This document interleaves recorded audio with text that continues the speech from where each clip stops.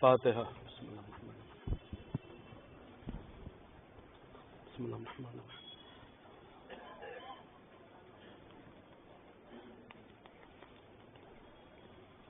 بسم اللہ الرحمن الرحیم.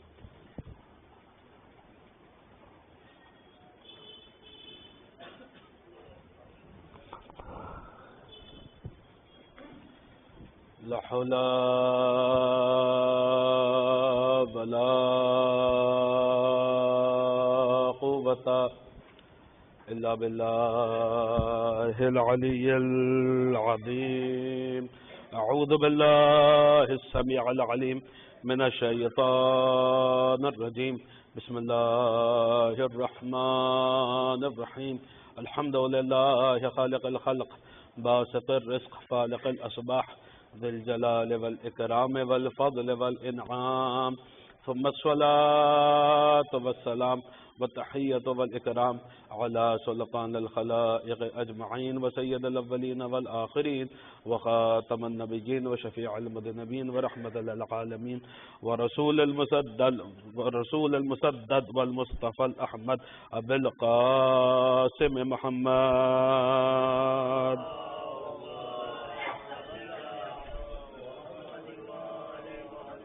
وآله الطيبين الطاهرين المعصومين المظلومين المنتجبين المنتخبين الميامين الهادين المهديين الذين أذهب الله عنهم الرجس وطهرهم تطهيرا.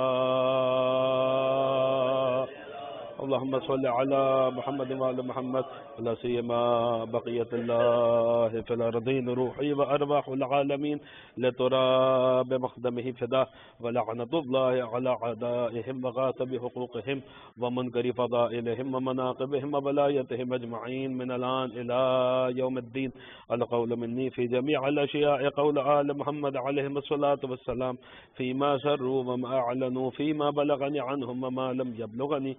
أما بعد فقد قال رسول الله صلى الله عليه وآله وما ولم يعرف إمام زمانه مات ميتة جاهلية. صلوات پڑھتے پر محمد وآل محمد.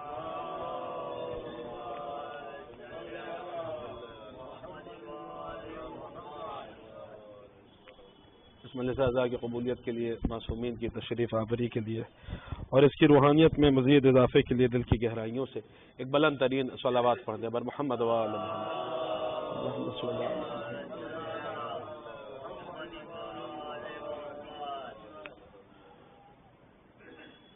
زہرا اور یوسف زہرا کے عنوان پہ گفتگو ہو رہی تھی اور ہم کل آپ کی خدمت میں ہم نے یہ بات عرض کی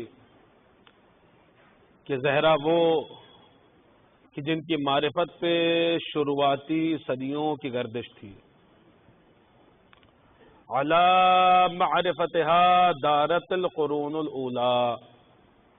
امام کا ارشاد ہے کہ ان کی معرفت پہ شروعاتی صدیاں گردش کر رہی تھی. گردش کا مطلب پھر عرض کر رہا ہوں کہ ایک چھوٹے سے ایٹم سے لے کر, جو سائنس پڑھیں وہ جانتے ہیں, ایک چھوٹے سے ایٹم سے لے کر بڑی سے بڑی کہکشائیں تک آپ کو یہ گردش کا مفہوم دکھائی دے گا. درمیان میں سورج ہے, زمین اس کے گرد پھر رہی ہے. اس کا مطلب یہ نہیں ہے کہ زمین سورج تک پہنچ گئی. اگر پہنچ جائے تو زمین ہلاک ہو جائے, کیونکہ اس میں یہ استطاعت نہیں پائی جاتی کہ سورج کی تاب کو برداشت کر پائے. اپنے مدار پہ گردش کر رہی ہے. امام بھی فرما رہے علی معرفتها دارت القرون الاولی. سیدہ کی معرفت پر قرون اولا گردش کر رہے تھے. انبیاء کی نبوتیں ملی ہے سیدہ کی معرفت کی وجہ سے. ما تکاملت نبوت لنبی حتی اقر بفضلها و محبتها. کل عرض کیا گیا خدا نے کسی نبی کی نبوت کو اس وقت تک مکمل نہیں کیا جب تک اس نبی نے سیدہ کی فضیلت اور سیدہ کی معرفت کا اقرار نہیں کر لیا. یعنی ہر نبی اپنی نبوت سمیت سیدہ کی معرفت کے مدار میں پھر رہا تھا, گردش کر رہا تھا. اس کا مطلب یہ نہیں ہے کہ جیسے زمین سورج تک نہیں پہنچتی، ویسے ہی انبیاء بھی کی زمانے بھی گردش کر رہے تھے سیدہ کے گرد۔ اس کا مطلب یہ نہیں ہوا کہ آدم سمجھ گئے کہ فاطمہ کیا ہے، نوح سمجھ گئے کہ سیدہ کیا ہے، ابراہیم سمجھ گئے کہ فاطمہ کیا ہے۔ نہیں، نہ کل سیدہ سمجھ میں آئی تھی، نہ آج سیدہ سمجھ میں آتی ہیں، نہ قیامت تک سیدہ کی کما حقہ معرفت حاصل ہو سکتی ہے۔ اس لیے کہ اگر سیدہ کو حقیقت کے ساتھ پہچان لیا گیا تو پھر قرآن کا دعویٰ کہاں جائے گا کہ وما ادراک ما لیلۃ القدر، تم کیا جانو کہ حقیقت فاطمہ کیا ہے۔ صلوات پڑھ دے بر محمد و آلہ۔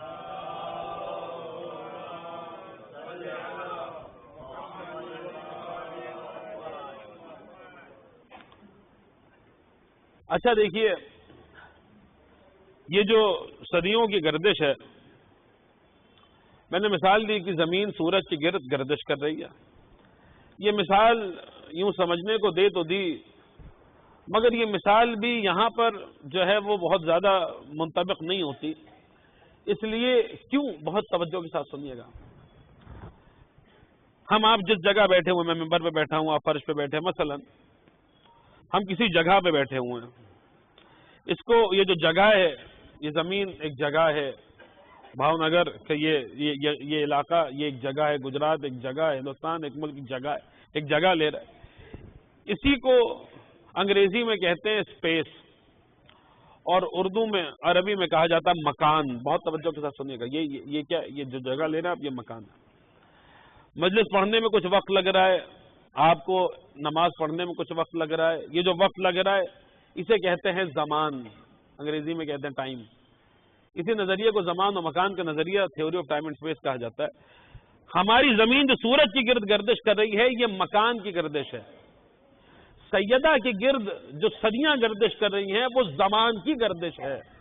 اب زمانے کا گردش کرنا بتا رہا ہے کہ یہ جو بی بی ہے، یہ زمانے پر اختیار رکھتی ہے۔ آپ شاید متوجہ ہی نہیں ہیں، یہ زمانے پر تصرف رکھتی ہے، زمانے پر اختیار۔ یہ بھی کیا رابطہ ہے دادی اور پوتے میں؟ دادی زمانے پر اختیار رکھتی تھی، پوتا صاحب الزمان کہلاتا ہے۔ ایک صلوات پڑھ دیں آپ حضرات بر محمد و آلہ۔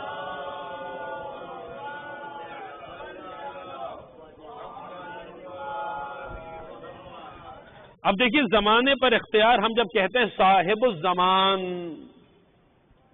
صاحب الزمان، تو اس کے معنی لیے جاتے ہیں کہ صاحب زمانے والا، لوگ سمجھتے ہیں جو زمانے کا امام ہے وہ صاحب الزمان ہے۔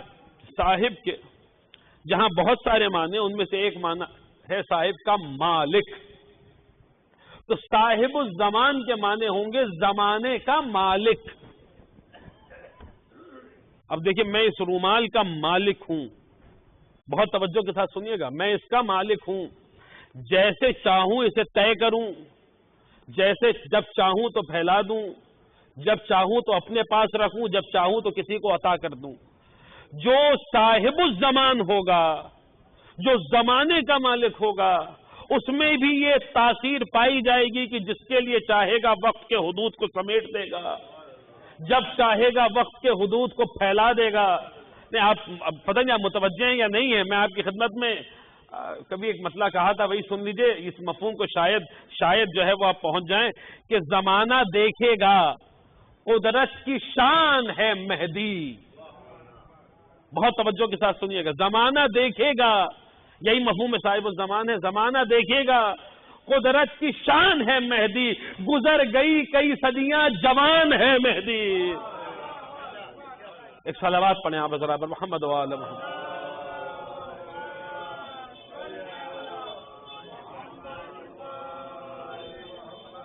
تو یہ بات ثقیل نہ ہو جائے، مشکل نہ ہو جائے، اس لیے میں یہیں پر ٹھہر رہا ہوں، اس بات کو آگے نہیں بڑھا رہا ہوں۔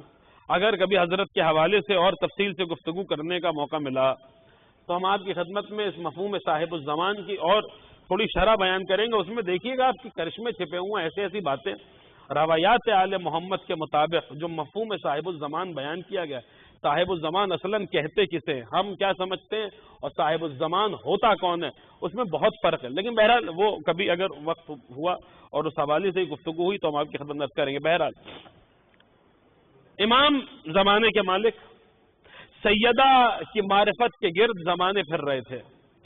اچھا دیکھیے، ولو کہ یہ زمانے کے مالک ہیں مگر اچھا بس ایک مختصر تاکہ اس پر کچھ مثال بھی قائم ہو جائے، ایک مختصر سا واقعہ سن لیجیے تاکہ کچھ حد تک ہی صحیح، بہت زیادہ تفصیل سے تو اس میں بھی بات نہیں ہو پائے گی، لیکن کچھ حد تک ہی صحیح مفہوم صاحب الزمان شاید واضح ہو جائے کہ صاحب بصائر الدرجات پھر عرض کر چکا ہوں، مرحوم صفار کی لکھی ہوئی کتاب، 11ویں امام کے صحابی کی لکھی ہوئی کتاب، اس میں یہ روایت موجود ہے. قرآن کی آیت ہے کہ وَكَذَلِكَ نُرِي إِبْرَاهِيمَ مَلَكُوتَ السَّمَاوَاتِ وَالْأَرْضِ لِيَكُونَ مِنَ الْمُوقِنِينَ کہ ہم نے یوں ابراہیم کی نظروں سے حجابات ہٹا دیے، زمین اور آسمان کے پردے ہٹا دیے تاکہ ابراہیم بھی یقین والوں میں ہو جائیں. ابراہیم یقین والوں میں ہو جائیں. اب قرآن ایک جملہ بس اس کو براکٹس میں سن لیجئے، میں روایت کی طرف آ رہا ہوں، مفہوم صاحب الزمان شاید کچھ واضح ہو کہ قرآن بتا رہا ہے کہ ابراہیم کی نظروں سے پردے ہٹائے گئے. کیوں ہٹائے گئے؟ لِيَكُونَ مِنَ الْمُوقِنِينَ تاکہ ابراہیم یقین والوں میں شامل ہو جائیں. یعنی ایک بات تو سمجھ میں آئی کہ ابراہیم کی نظروں سے پردے ہٹے تو ابراہیم کے یقین میں اضافہ ہوا. شاید آپ نہیں پہنچے. ماننا پڑے گا ابراہیم کی نظروں سے پردے ہٹے تو ابراہیم کے یقین میں اضافہ ہوا. وہ ابراہیم تھے، ابراہیم کہ جن کی نظروں سے پردے ہٹائے گئے تو ان کے یقین میں اضافہ ہو گیا. یہ علی ہیں، علی جو پکار کے کہہ رہے لو کو شفل غطا معذت تو یقینا. اگر علی کی نظروں سے حجابات ہٹا بھی دیے جائیں جب بھی علی کے یقین میں ذرہ برابر بھی اضافہ نہیں ہونے والا. ایک صلوات پڑھ دیں آپ حضرات محمد و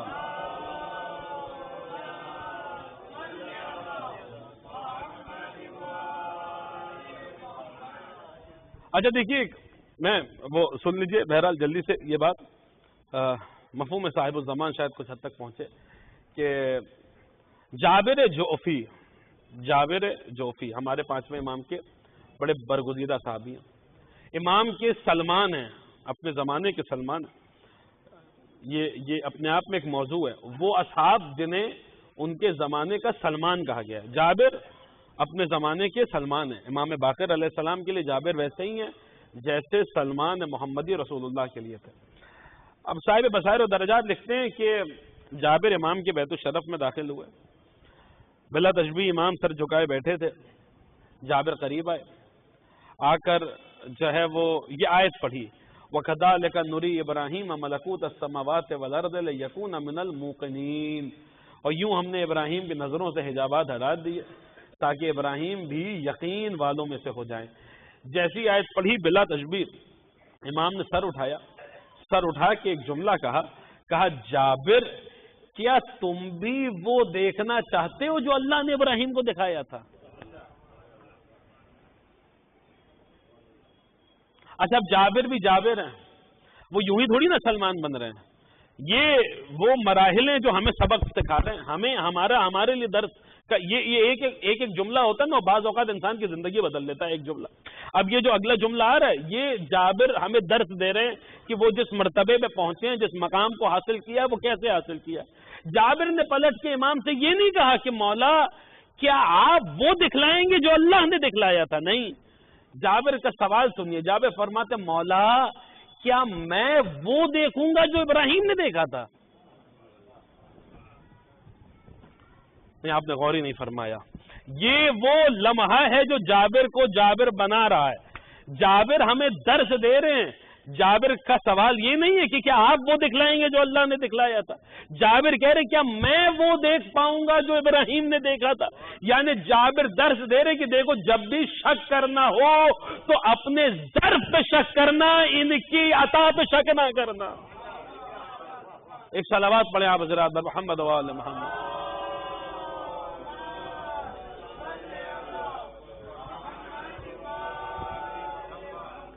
اب سنیے، بہت جلدی سنیے کہ کہتے ہیں کہ جو ہے وہ مولا کیا میں وہ دیکھ پاؤں گا جو ابراہیم نے دیکھا تھا. امام بلند ہوئے، اپنی جگہ سے جابر کو لیا، دوسرے حجرے میں تشریف لے گئے جابر ساتھ ساتھ. اب اس کے پیچھے جو ہوا اس کے پیچھے کی کیا علت ہے میں نہیں جانتا، بس روایت کہتی کہ امام کے دوش مبارک پہ جو عبا تھی امام نے وہ اتاری اور دوسری عبا دوش پہ ڈالی. اب اس کے پیچھے کا کیا مصلحت تھی ہم نہیں جانتے، روایت میں نہیں بیان ہوا ہے. کہنے کے بعد کرنے کے بعد امام نے کہا جابر آنکھیں بند کرو. جابر نے آنکھیں بند کی. امام نے فرمایا جابر جانتے ہو ہم کہاں ہیں؟ سنیے گا بہت توجہ کے ساتھ. جابر جانتے ہو ہم کہاں پر ہے؟ کہا مولا میں تو نہیں جانتا، کہاں پر ہے؟ امام نے فرمایا یہ وہ وادی ظلمت ہے جس سے حضرت ذوالقرنین گزرے تھے. ظلمت کہتے ہیں اندھیرے کو. تو جابر نے کہا کہ مولا کیا آنکھیں کھول لوں؟ امام نے فرمایا جابر آنکھیں کھول بھی لوگے تو کچھ دکھائی نہیں دے گا، یہ وادی ظلمت ہے. جابر کہتے ہیں میں نے آنکھیں کھولی مجھے اپنے پاؤں نہیں دکھائی دے رہے تھے. پھر امام نے کہا آنکھیں بند کرو. جابر کہتے ہیں آنکھیں بند کر لیا. پھر جو امام نے کہا آنکھیں کھولو، جابر نے آنکھیں کھولی. امام نے فرمایا وہ سامنے جو چشمہ دیکھ رہے ہو یہی عین الحیات ہے جس سے حضرت خضر علیہ السلام نے ایک دفعہ پیا تھا تو آج تک زندہ ہیں. جابر پھر آنکھ بند کرو. جابر پھر آنکھ بند امام کہتے ہیں پھر آنکھیں کھولو. جابر پھر آنکھیں کھولتے ہیں. پتہ ہے کہاں آ گئے؟ نہیں پتا. یہ دوسرے عالم میں آ گئے، دوسری دنیا میں آ گئے، پوری دوسری دنیا میں. پھر آنکھ بند کرو، پھر آنکھ بند کی، پھر آنکھ کھولو، پھر آنکھ کھولی. اب پتہ ہے کہاں آ گئے؟ نہیں پتا. یہ اور دنیا ہے، یہ دوسرا عالم ہے. پھر آنکھ بند کرو، پھر آنکھ بند کی، پھر آنکھ کھولو. اب یہ ہوتا جا رہا ہے. جابر آنکھ بند کر رہے ہیں، آنکھ کھول رہے ہیں تو دوسرے عالم میں، دوسرے عالم میں، تیسرے عالم میں، چوتھے عالم میں، آخر میں جہاں سے چلے تھے وہیں پر واپس اسی مدینے میں جابر نے دیکھا جو وقت ہے جس وقت کو نکلے تھے تقریباً وہی وقت ہے کہ لوٹے ہیں اور عالمین کی سیر کر کے، مختلف عالموں کی سیر کر کے جو ہے وہ واپس آ بھی گئے. امام نے ایک پیغام دے دیا کہ جو امام ایک وقت میں اپنے جابر کو، اپنے صحابی کو کہاں کہاں کہاں پہنچا سکتا ہے وہ امام خود ہی ایک وقت میں کہاں کہاں کہاں پہنچ سکتا ہے. اگر کبھی تم سے کوئی کہے کہ علی ایک وقت میں 40 جگہ موجود تھے تو خبردار کبھی شک نہ کرنا، یہ دیکھ لینا جو امام جابر کو ایک وقت میں کہاں کہاں پہنچا سکتا ہے وہ امام خود ایک وقت میں کہاں کہاں پہنچ سکتا ہے. اور حقیقت تو یہ ہے کہ صاحب وہ تو کہیے کہ علی کو صرف 40 نے بلایا تھا. قسم خدا کی اگر پوری کائنات علی کو ایک ہی وقت میں دعوت دیتی علی سب کی دعوت قبول کر لیتے. اللہ قرآن میں کہہ رہا فَأَيْنَمَا تُوَلُّوا فَثَمَّ وَجْهُ اللَّهِ. ارے تم جدھر جدھر نظر گھماؤ گے تمہیں وجہ اللہ دکھائی دے گا. ایک صلوات پڑھ دیں آپ حضرات محمد وآلہ.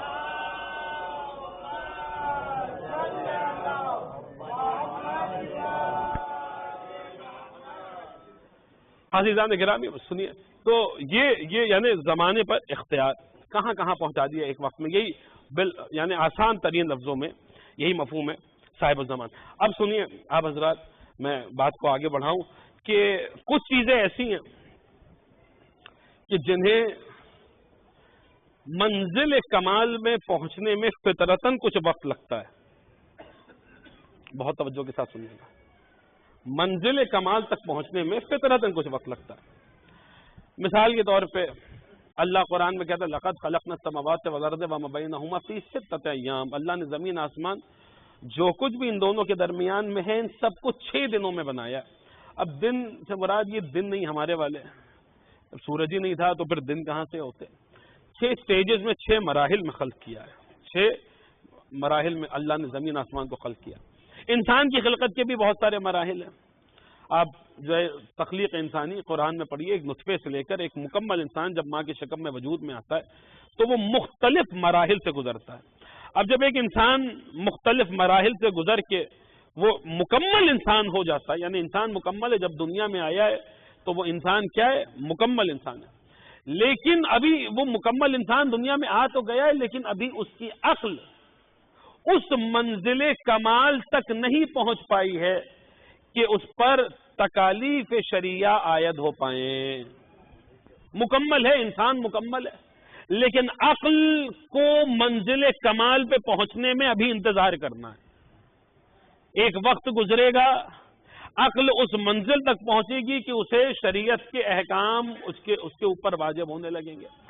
یعنی عقل مکمل انسان کو بھی اپنی عقل کو کمال تک پہنچانے کے لیے فطرتاً انتظار کرنا پڑتا ہے. یہ انتظار انسان کی فطرت میں رکھ دیا گیا. کل کی گفتگو جن کے اذان عالیہ میں اللہ نے کچھ چیزیں انسان کی فطرت میں رکھی ہیں, یہ انتظار انسان کی فطرت میں رکھ. اب دیکھیے ایک دین ہے جو حضرت آدم سے شروع ہوا اور اعلان غدیر خم پہ مکمل ہو گیا.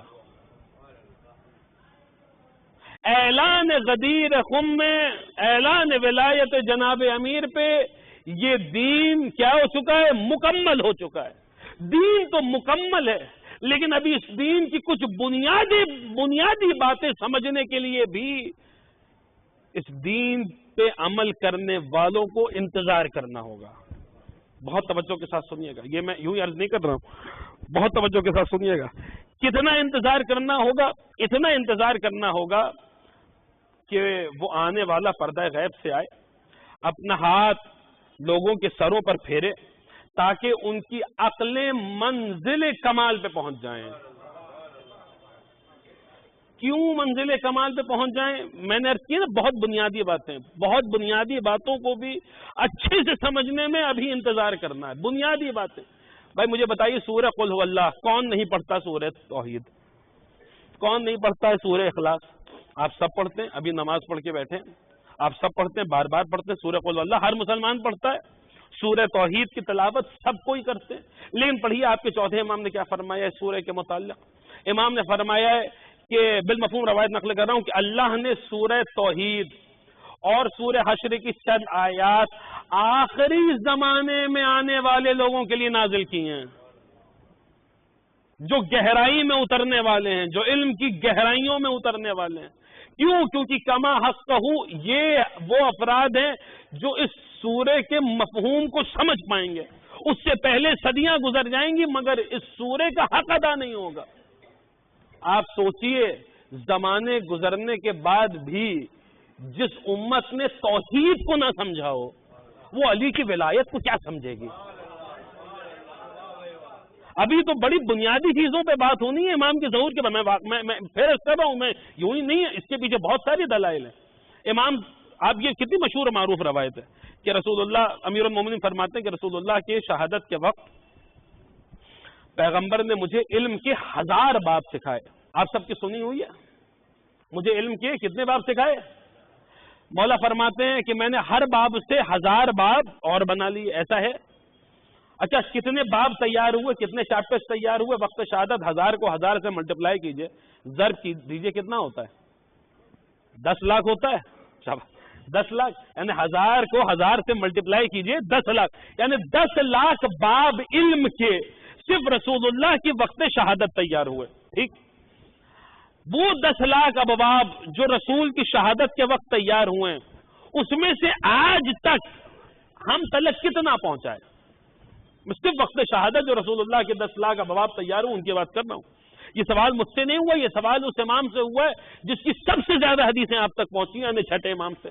آپ جعفری کہلاتے ہیں انہی کی نسبت سے, کیونکہ اتنی حدیثیں ہیں جو ان کے ذریعے آپ تک پہنچی ہیں. انہی امام سے پوچھا گیا کہ فرزند رسول, وہ جو 10 لاکھ ابواب آپ کے جد نے وقت شہادت قائم کیے تھے, ان 10 لاکھ میں سے اب تک آپ نے اپنے شیعوں کو کتنا سنایا ہے؟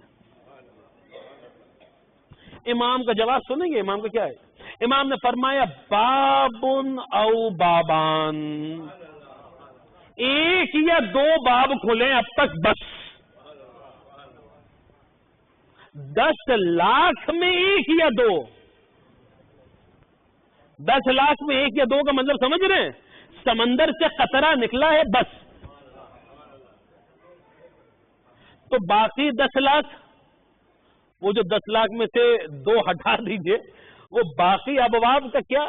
اچھا اگر یہ باب کھلنے ہی نہیں تھے تو پھر بنائے کیوں گئے؟ متوجہ ہوئی, سنی ان باتوں کو, سننے کی عادت ڈالی, نہیں تو جو پڑھا جاتا ہے وہی پڑھا جاتا رہے گا. ہمارے آنے کی کیا, یعنی بہت توجہ کے ساتھ سنیے گا. وہ 10 لاکھ میں سے 2 ہٹا دیجئے, باقی بنائے کس لیے گئے؟ اگر ہم تک پہنچانا ہی نہیں ہے تو پھر بنائے کس لیے گئے؟ بنے ہیں تو پھر کھلیں گے. کیا سن رہے ہیں آپ؟ کب کھلیں گے؟ کہا جا رہا ہے انتظار کرو, ابھی تمہاری عقلیں منزل کمال تک نہیں پہنچی ہیں. وہ آنے والا تمہاری عقلوں کو منزل کمال پہ پہنچائے گا اور پھر وہ حدیثیں سنائے گا جو اس کے اجداد میں چھپا لی، جو نہیں پہنچا پائے۔ یہ شکوہ کیا ہے ہمارے اماموں نے، بارہا کیا ہے یہ شکوہ، میں یہ بارہا کیا ہے۔ آپ کے 9 امام خطبہ دیتے دیتے روایت کے جملے کہ ایک مرتبہ بولتے بولتے 2.5 3 4 برس کا مشکل سے امام کو سن ہے اور ممبر پہ مسجد النبوی کے بہترین فصیح و بلی خطبہ دے رہے، اور خطبہ دیتے دیتے ایک مرتبہ بلا تشبیہ اپنے دونوں ہاتھوں کو اٹھایا اور اپنے چہرے پر رکھ لیا اور چہرے پر رکھ کے فرمایا کہ اے ابو جعفر خاموش ہو جاؤ، جیسے تم سے پہلے تمہارے جد خاموش رہے ہیں۔ یہ خاموشی کب ٹوٹے گی؟ آپ کا 5واں امام یہ شکوہ کرتے ہوئے چلا گیا، امام کا جملہ ہے کہ واللہ قسم خدا کی، ابھی سورہ توحید کی بات آئی ہے، امام نے فرمایا ہے سورہ توحید ہی کے متعلق، واللہ قسم خدا کی، لو وجدت لعلمی الذی آتانی اللہ عز وجل حملتا لنشرت التوحید والدین والاسلام والشرائع من لفظ الصمد۔ ایک بار پورا قرآن میں لفظ صمد آیا ہے اور امام اس کی تفسیر کرتے ہوئے فرما رہے، آپ کے 5ویں امام کو جملہ، قسم خدا کی اگر مجھے ایسے افراد مل جاتے جو اس علم کو برداشت کر پاتے جو خدا نے مجھے عطا کیا ہے، تو میں ساری کی ساری توحید اس ایک لفظ سمجھ سے سمجھا دیتا۔ ارے صلوات پڑھیں آپ حضرات محمد و آل محمد۔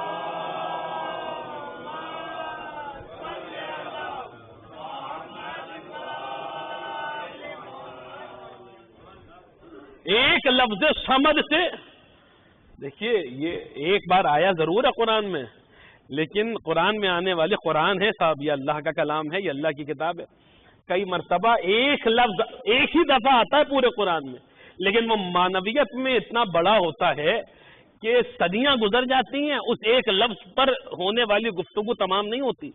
ایک لفظ ہے الصمد جس کا ذکر ہو رہا ہے، ابھی یہاں امام کر رہے ہیں، ایسی ایک اور لفظ ہے ایام اعضاء فاطمیہ ہے، اس پہ بات عرض کرنا، وہ بھی پورے قرآن میں ایک دفعہ آیا ہے۔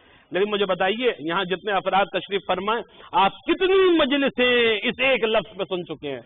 شہزادی کے حوالے سے مجلسیں اس لیے بات عرض کر رہا ہوں کہ ایک ہی دفعہ آیا یہ لفظ بھی قرآن میں، لیکن زمانے گزر گئے، ابھی تک اس ایک لفظ پہ گفتگو ہو رہی، نہ معلوم آپ کتنے خطبہ ذاکرین کو اس ایک لفظ پہ گفتگو کرتے ہوئے سن چکے ہیں۔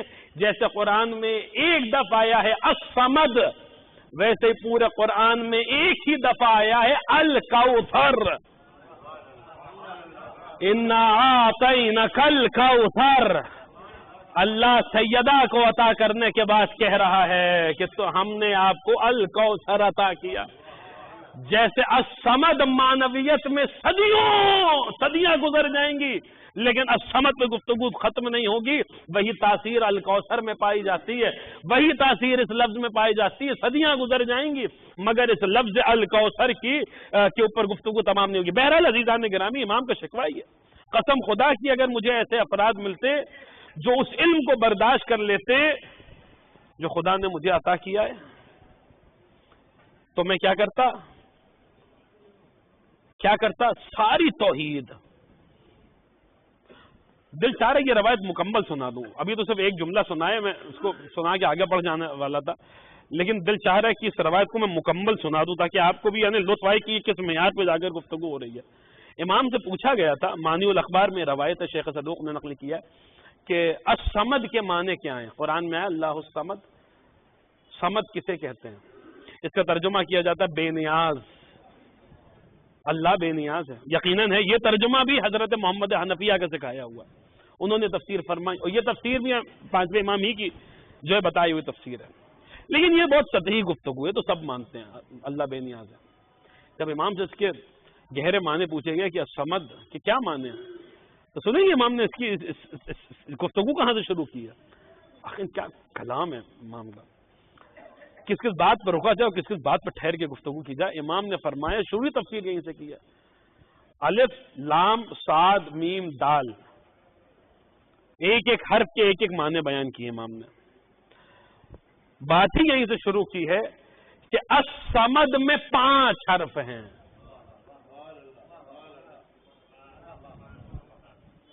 نہیں آپ حضرات متوجہ ہیں یا نہیں ہیں؟ الصمد میں 5 حرف ہیں، یہ کہہ کے امام نے بتا دیا جن کا تعلق 5 سے نہیں ہے انہیں خدا کی توحید کبھی سمجھ بھی نہیں آ سکتی.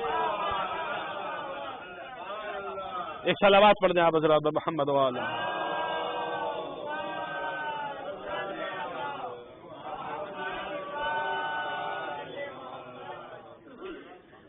صرف سمد میں 5 حرف نہیں ہے، صرف 5 اس ایک لفظ میں نہیں ہے. ابھی جتنا وقت بچا ہے نا مجلس میں، پوری مجلس بچی ہوئی اسی بات پر ہو جائے گی اگر میں ان الفاظ کو گنانے لگوں جہاں 5 حرف ہیں.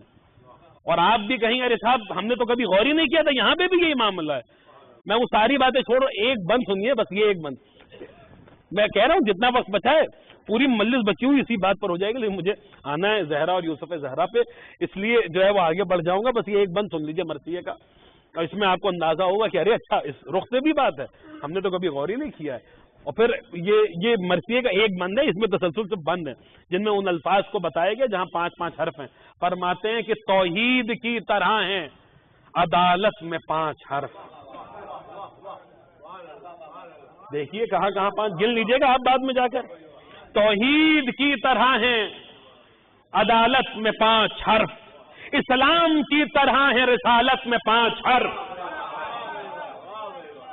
ایمان کی طرح ہے عدالت میں، ایمان کی طرح ہے امامت میں 5 حرف. کر لیجئے شمار قیامت میں 5 حرف. پوچھے کوئی یہ راز خدا اہل ظرف سے، معبود بھی ہے پنجتنی 5 حرف سے.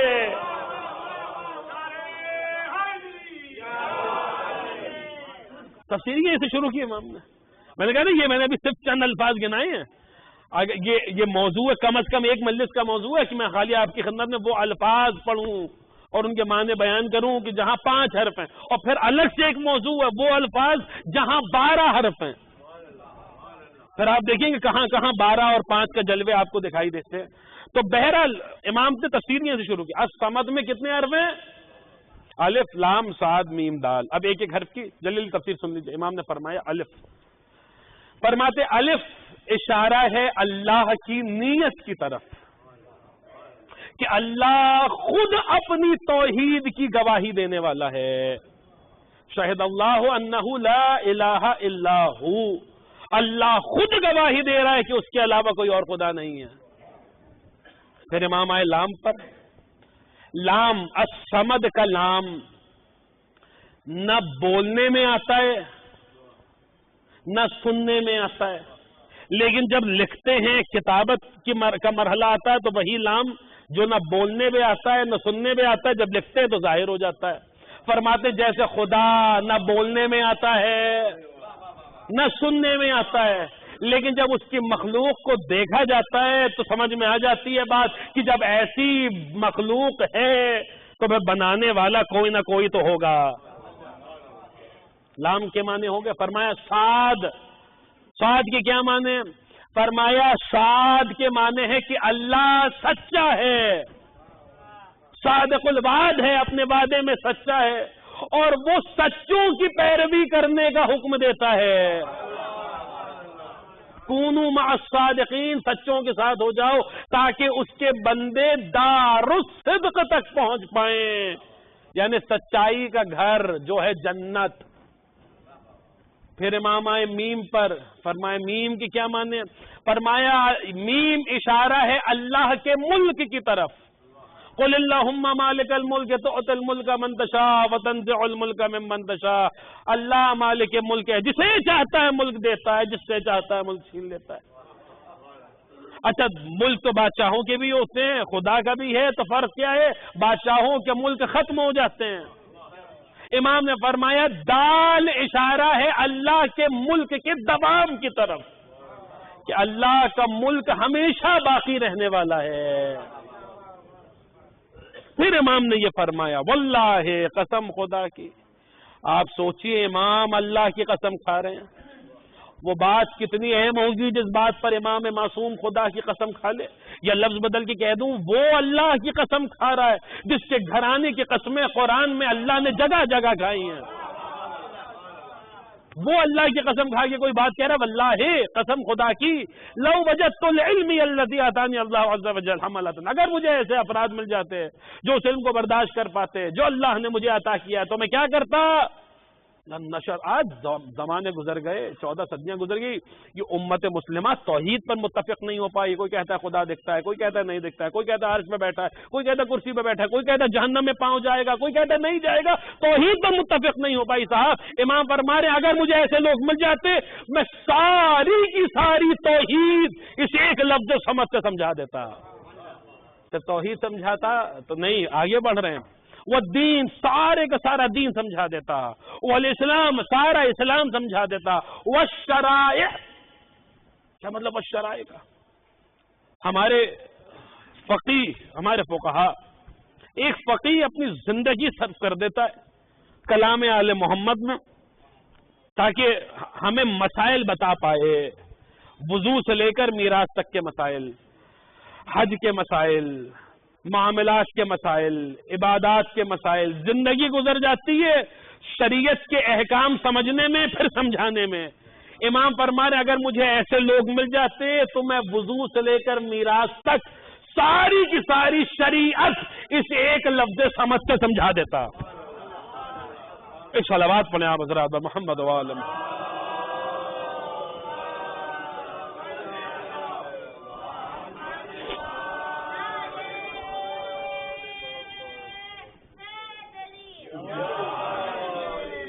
میں ساری شریعتیں سمجھا دیتا جیسے ایک لفظ۔ اب آپ سوچئے یہ کتنا بڑا قلق ہے ائمہ کے دلوں پہ کہ ہم پہنچانا چاہ رہے ہیں، ہم کیا بتانا چاہ رہے ہیں زمانے کو، اور پوچھا جا رہا ہے میرے سر میں بال کتنے اور میری داڑھی میں بال کتنے۔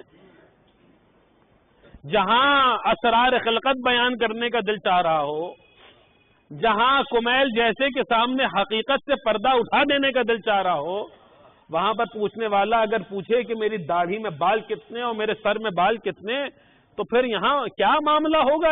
یعنی آپ سوچئے یہ کتنا بڑا ظلم ہے اماموں پر، یہ کتنا بڑا خلق زیارت جامعہ میں شاید کسی گھر کی مجلس میں نے شاید پڑھا تھا اس دن، خلقکم اللہ انوارا وجعلکم محدقین بعرشہ، اللہ نے آل محمد کے انوار کو خلق کیا اس حالت میں کہ وہ عرش خدا کو گھیرے ہوئے تھے، حتی من علینا بکم، یہاں تک کہ خدا نے ہم پر ان کے ذریعے احسان کیا۔ یہ کہاں کے رہنے والے ہماری ہدایت کے لیے انسانی پیکر میں حتی من علینا بکم، اللہ نے ہم پر ان کے ذریعے احسان کیا، انہیں وہاں سے یہاں بھیجا۔ امام خدا کا راز ہوتا ہے جو انسانی پیکر میں آتا ہے ہماری ہدایت کے لیے، اور ہم کیا کر رہے ہیں؟ یہ انسان ہے جو کیا کر رہا ہے؟ میرے سر میں بال کتنے یہ سوال کر رہا ہے۔ یہ ظلم نہیں ہے تو اور کیا ہے؟ فرزدق ہند علامہ قیس زنگی پوری صاحب شاید بزرگ جانتے ہو جنہوں نے حدیث قصہ کا منظوم ترجمہ کیا ہے، وہی ان کا ایک شعر ہے بڑا مشہور اور معروف کہ اے نور کے پتلے تجھے کیا خاک سے نسبت، احسان تیرا ہے جو زمین پر اتر آیا۔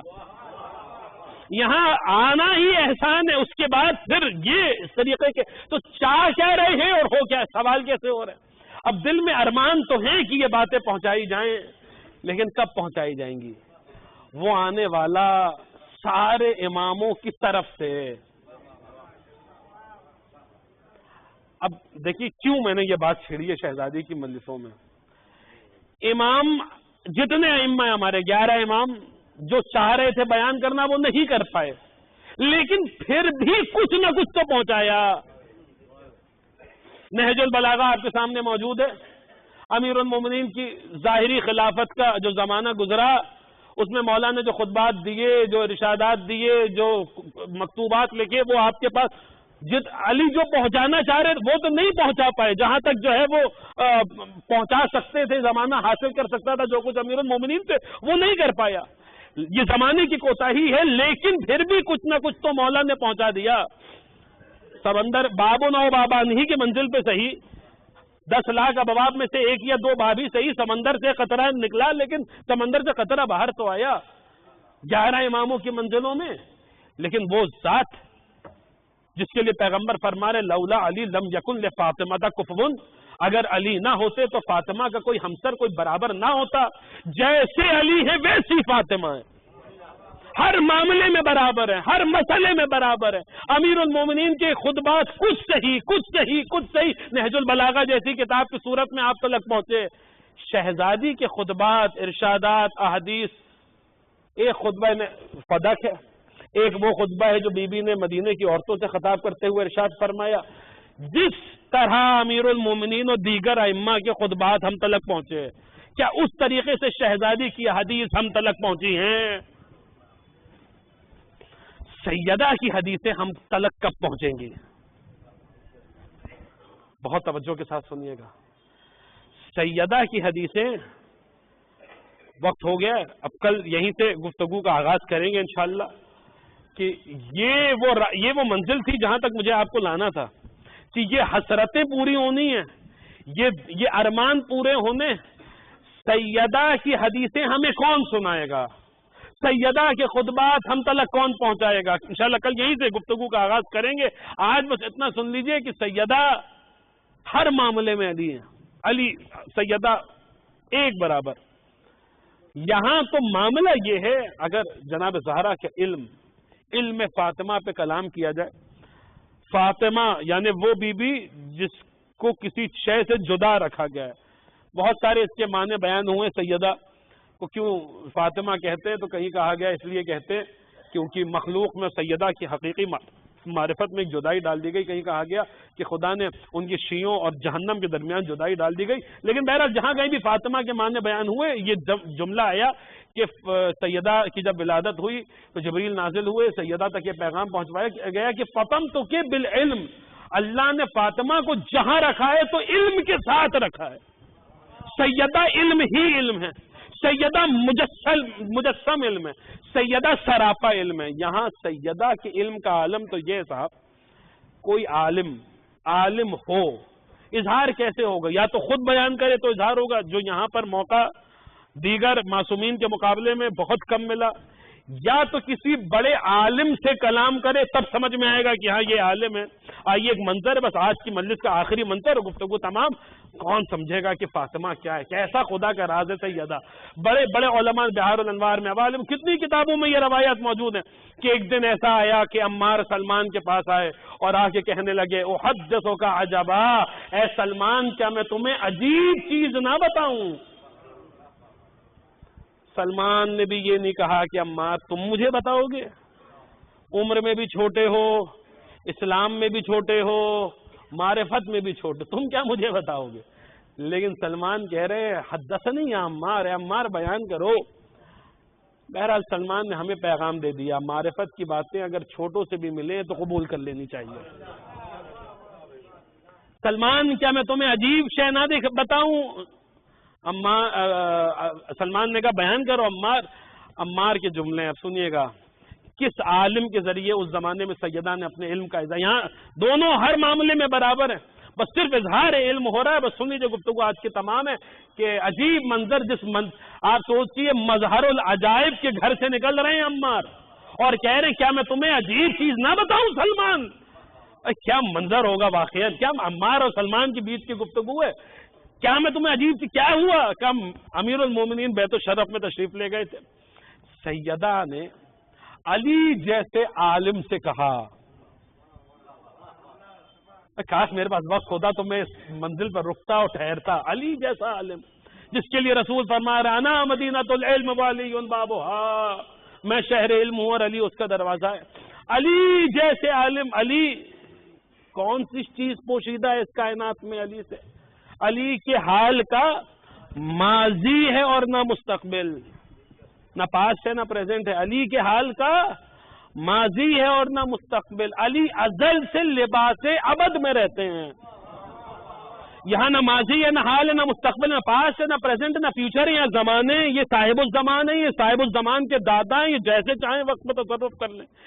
علی جیسے عالم سے سیدہ کہہ رہی ہیں، روایت کے جملے آپ دیکھ لیجئے گا کہ سیدہ فرما رہی ہے تعال الیہ، اے ابو الحسن ذرا میرے قریب آئیے، احدثک بما کان وبما یکون وبما لم یکن، اے ابو الحسن ذرا میرے قریب آئیے، میں آپ سے وہ کچھ بھی بیان کروں گی جو ہو چکا ہے وہ کچھ بھی بیان کروں گی جو ہونے والا ہے اور وہ کچھ بھی بتا دوں گی جو نہیں ہونے والا. احدثک بما کان وبما یکون وبما لم یکن. جو کچھ ہوا ہے وہ سب بھی بتا دوں گی، جو کچھ ہونے والا ہے وہ سب بھی بتا. علی جیسے عالم تو سیدہ کہہ رہی ہیں جو کچھ نہیں ہونے والا وہ کچھ بھی بتا دو. اب جملہ سنیے گا، عمار جس بات پر کہہ رہے ہیں عجیب. عمار کہتے ہیں میں نے دیکھا امیر المومنین سیدہ کے حجرے سے اس حالت میں باہر آ رہے تھے کہ پشت فاطمہ کی طرف نہیں تھی. میں نے کہا بہت بڑی بات کہی، شاید پورے ایام عزائے فاطمیہ میں اگر آپ اس بات پر غور کریں گے تو اس سے بڑھ کے اور کیا بات. علی سیدہ کے حجرے سے باہر آ رہے اس حالت میں کہ پشت فاطمہ کی طرف نہیں ہے. کیا مطلب؟ الٹے پاؤں سیدہ کے حجرے سے نکل رہے ہیں امیر المومنین. کون سیدہ کے حجرے سے الٹے پاؤں بنا پشت کیے باہر آ رہا ہے؟ وہ سیدہ کے حجرے سے بنا پشت کیے باہر آ رہا ہے جس کے لیے روایتیں بتاتی ہیں جب چوتھے امام زیارت امین اللہ سکھانے کے لیے نجف گئے، جب تلک علی کی قبر سامنے رہی امام سجاد نے پشت نہیں کی. جب امام صادق نجف اشرف تشریف لے کر گئے، جب تلک علی کی قبر سامنے رہی امام صادق نے قبر کی طرف پشت نہیں کی. کہتے رہے یا سیدہ ہو یا جدہ، یا طیبہ ہو یا طاہرہ، اے میرے سید، اے میرے جد، اے طیب، اے طاہر. امام نے پشت نہیں کی تو پھر مجھے کہہ لینے دیجئے امام حسن سے لے کر صاحب الزمان تک جس ذات کی طرف پشت نہ کرے اسے علی کہتے ہیں، اور علی جیسا امام الائمہ جس بیوی کی طرف پشت نہ کرے اسے فاطمہ کہتے ہیں.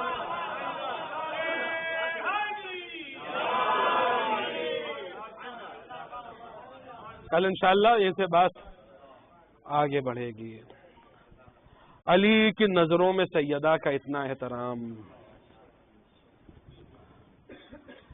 کیسے دیکھا ہوگا علی نے وہ جلتا ہوا دروازہ.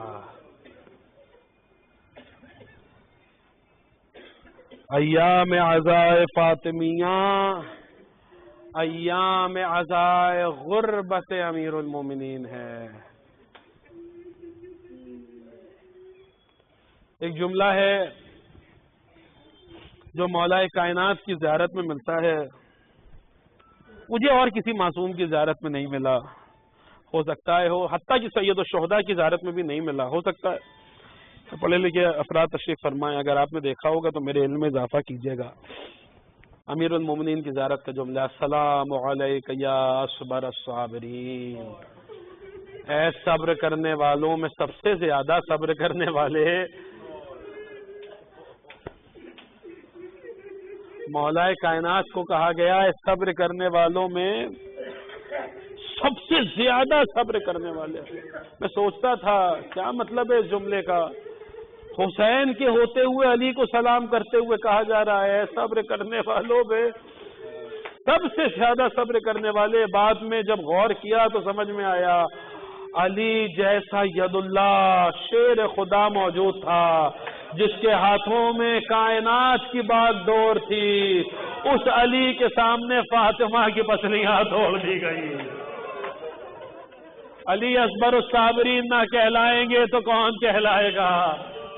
کیا حال ہوا ہے امیر المومنین کا جناب زہرا کے بعد. انشاءاللہ شب شہادت والی مجلس میں وہ روایت پڑھوں گا کہ جب حسنین کو مسجد میں آتے دیکھا تھا علی جیسا صابر، فبقى علی علیہ السلام علی وجہ، میرا مولا منہ کے بل زمین پہ گر گئے.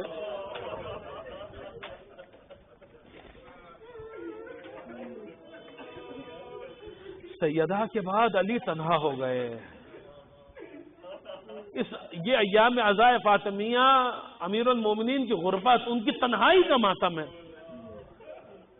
علی کتنے مظالم سہے، کتنے صدمے برداشت کیے. سیدہ کو دیکھتے تھے دل کا سارا درد، سارا غم ختم ہو جاتا تھا، دل ہلکا ہو جاتا تھا جب سیدہ کا چہرہ دیکھتے تھے. فاطمہ کے بعد اب یہ علی اپنا دل کیسے ہلکا کرے. مولا خود فرماتے میری زندگی کے میرے دو رکن تھے. رکن سمجھتے ہیں یہ ستون پلر. میرے دو رکن تھے. پہلا رکن رسول کی شہادت پہ منہدم ہو گیا. دوسرا رکن فاطمہ کی شہادت پہ منہدم ہو گیا۔ مولا فرماتے ہیں جیسے حسین نے علی اکبر کے لاشے پہ کہا تھا کہ یا بتا ان علی الدنیا بعدک لفا، ہے میرے لال تیرے بعد اس دنیاوی زندگی پہ خاک ہے، ویسے ہی امیر المومنین نے سیدہ کی شہادت کے بعد کہا کہ لا خیر فی الحیات بعدک، اے فاطمہ آپ کے بعد علی کے لیے اس دنیاوی زندگی میں کوئی بھلا ہی نہیں رہی۔ مجلس تمام کر رہا ہوں، سنیے گا عزیزان گرامی، بہت ساری آغا وحید خراسانی نے بھی اس روایت کو ایک مرتبہ مصائب انہی ایام میں غالباً پڑھتے ہوئے نقل کیا ہے، بحار الانوار میں موجود ہے۔ چھٹے امام نے بیان کیا علی فاطمہ کے عزادار، علی سیدہ کے سوگوار، علی سیدہ پہ رونا۔ اب سنیے علی اور فاطمہ ہر معاملے میں برابر ہے۔ روایت کہتی ہے وقت شہادت قریب ہے، جناب سیدہ کا بالمفہوم روایت نقل کر رہا ہوں، سیدہ کی شہادت کا وقت قریب ہے، آپ پہنچ جائیں گے اگر تو جب جب یاد آئے گا جب جب روئیں گے، قیامت تک رونے کے لیے کافی ہے۔ سیدہ کا وقت شہادت قریب ہے، چاند یوں بھی نکل آیا ہے، اب جملہ سنیے، سیدہ کا وقت شہادت قریب ہے، سیدہ کا وقت شہادت قریب ہے۔ امیر المومنین تشریف فرمائے، فاطمہ کا کیا حال ہے کل سن چکے ہیں، بدن گھل چکا ہے، ہڈیاں گوشت سے جدا ہو چکی ہیں، چہرے کے بعد سفید ہو چکے، پسلیاں ٹوٹی ہوئی ہے، سیدہ کی آنکھوں میں آنسو ہیں، سیدہ رو رہی ہیں، علی سامنے بیٹھے ہیں۔ میں کیسے کہاں سے وہ زبان لاؤں جو ان کلمات کو نقل کر پائے؟ امیر المومنین فرماتے یا سیدتی ما یبکیک، اے میری سیدہ،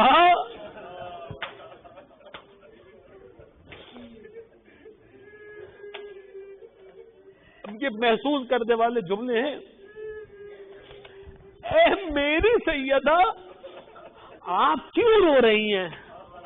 اب سیدہ کا جواب سنیں گے، اے میری سیدہ، اے میری سیدہ یا سیدتی، اے میری سیدہ آپ کیوں رو رہی ہے؟ سیدہ کا جواب سنیں گے۔ سیدہ کس حالت میں؟ پسلیاں ٹوٹی ہوئی، سر کے بال سفید، بازو پہ قنفذ کے تازیانے کا نشان، لیکن سیدہ کا جواب کیا ہے؟ فرمانی بالمفہوم روایت نقل کر رہا ہوں، بی بی فرماتی ہیں اے ابو الحسن میں ان مصائب کو یاد کر کے رو رہی ہوں جو میرے بعد آپ پہ پڑیں گے۔ مجلس تمام ہو رہی ہے، میں ان مصائب کو یاد کر کے رو رہی ہوں جو میرے بعد آپ پہ پڑیں گے۔ کیا مطلب؟ سیدہ کی پسلیاں ٹوٹی ہیں، سیدہ کے بازو پہ خنفس کے تازیانے کا نشان ہے، سیدہ کے سر کے بال سفید ہیں، لیکن آخری وقت فاطمہ کی آنکھوں میں جو آنسو ہیں وہ اپنی پسلیوں کے لیے نہیں، اپنے تازیانوں کے لیے نہیں، سیدہ کی نظروں میں علی کا وہ زخمی سر ہے جس پر 19ویں ماہ رمضان کی صبح ابن ملجم ملعون کی ضرب لگے۔ اجرکم اللہ، اجرکم اللہ۔ روئیے عزیزان گرامی، میں مجلس تمام کر رہا ہوں، روئیے، پرسہ پیش کیجئے۔ بی بی کی نظروں میں امیر المومنین کے زخمی سر ہے، فرماری ان مصائب پر رو رہی جو میرے بعد آپ پہ پڑیں گے۔ اب سنیے گا مولا نے جو جواب دیا ہے، ایسا علی ہی کہہ سکتے تھے، ہماری تو دنیا اجڑ گئی 21ویں رمضان کے بعد، ہمارے لیے کیا بچا اس دنیا میں 3ری جمادی ثانی کے بعد، 28ویں سفر کے بعد، عاشورے کے بعد کیا بچا؟ دین دنیا کے مالک ہمارے اس طریقے سے تڑپا تڑپا کے شہید ہوئے، ہمارے لیے اس دنیا میں کیا بچا؟ لیکن سنیے علی ہیں، یہ علی ہیں، یہ علی ہیں، رضن بقضا، یہی اس کی مرضی پہ راضی ہیں۔ مولا نے فرمایا بی بی سے مت روئیے، انہا لصغیرۃ فی ذات اللہ، اللہ کی ذات کے سامنے جو مجھے برداشت کرنا ہے وہ بہت تھوڑا ہے۔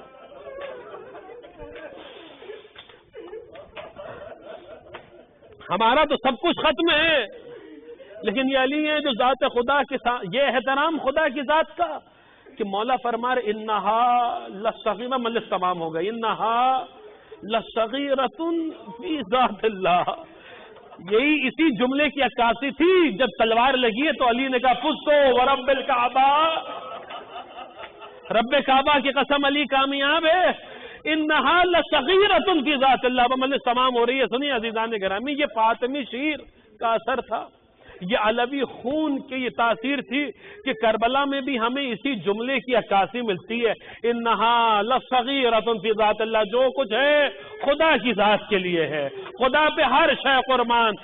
صاحب ایک مقتل میں موجود ہے، یہ روایت موجود ہے کہ جب آقا حسین نے صاحب جہاں تک میرا حافظہ کام کر رہا ہے مالو سبتین نے لکھا کہ جس وقت مولا حسین اپنا سب کچھ قربان کر چکے، مولا نے جو ہے صدائے حلمن بلند کی، آسمان سے ایک رکا آیا کہ اے حسین آپ اگر کہیں تو یہی سارے مظالم رک جائیں گے، یہی سب ختم ہو جائے گا، آپ کے درجے میں ایک حصہ بھی، ایک ذرہ برابر بھی کمی نہیں آئے گی۔ حسین نے یہ کہہ کہ وہ رکا واپس پلٹا دیا کہ خدایا آج حسین اپنا سب کچھ تیری راہ میں قربان کرنا چاہتا، انہا لصغیرۃ فی ذات اللہ۔ بس ایک بیت ہے خدائے سخن میر انیس کی، پہنچ گئی تو جب جب یاد آئے گا روئیں گے، مجلس تمام کر دیجئے وہی انہا لصغیرۃ فی ذات اللہ، جو کچھ بھی ہے خدا کی ذات پر ہر شے قربان۔ میر انیس اپنے قیامت کے مرثیے میں آج شبیر پا کیا عالم تنہائی ہے، اسی مرثیے میں یہ مفہوم نظم کرتے ہیں کہ حسین علی اکبر کے کلیجے سے برچھی نکال چکے،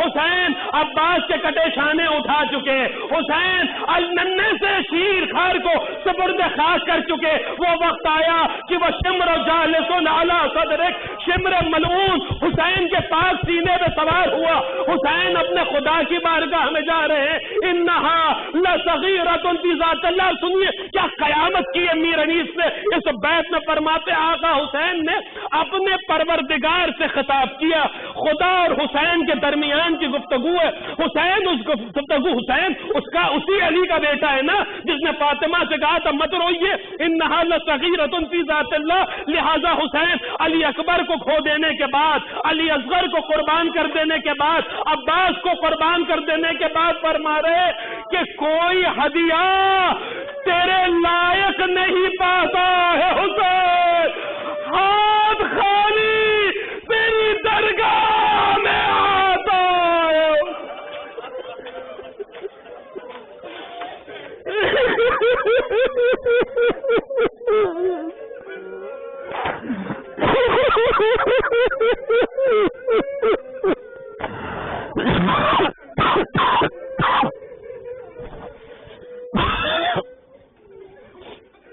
اللهم عجل لوليك الفرج وجعلنا من اعوانه وانصاره۔